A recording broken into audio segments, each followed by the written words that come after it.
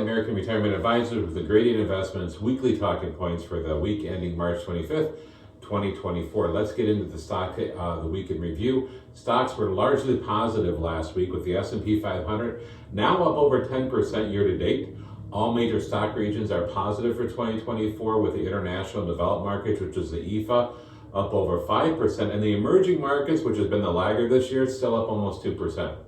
Bonds were positive last week, but remain down as rising interest rates, both the 2-year and the 10-year Treasury, are up year to date and have been a headwind to performance. We'll see how that goes this year. We still think we're going to get some cuts later in the year, but nothing right now, as you can see.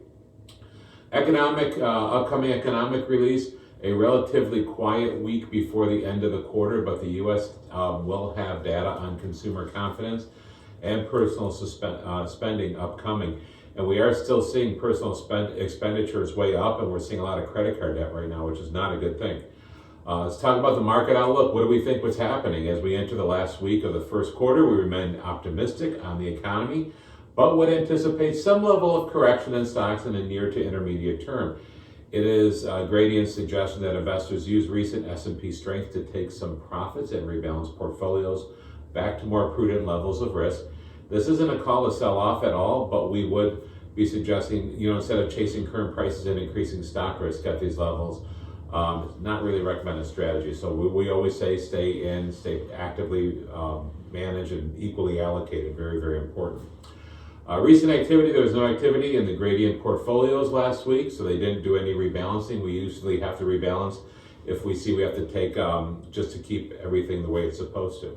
Stocks in the news, we have retail apparel stocks struggled last week as both Nike, owned in the G50, and Lululemon, which is in the G33, reported earnings and guidance that caused the stocks to decline for the week.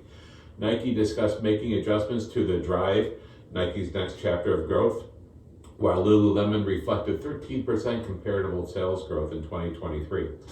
So one of the things we talked about is making sure don't chase the returns. What if we do get that correction? What if they are doing? Now, we should have a positive year for this year because historical, that's what we should see. We're still seeing some good earnings. But a lot of times when the market's moving, everybody just throws everything in and says, I want a piece of that. You don't want to, because now you're getting it when the market's high. Stay the course, make sure we're equally allocated, have some guaranteed money, some safe money, predictable income, and growth money. That's how we like to keep everything allocated. That does it this week.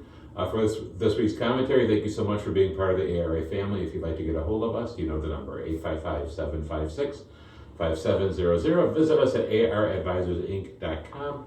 God bless you. We'll see you again next week. And have a happy Easter and a blessed Easter with your family.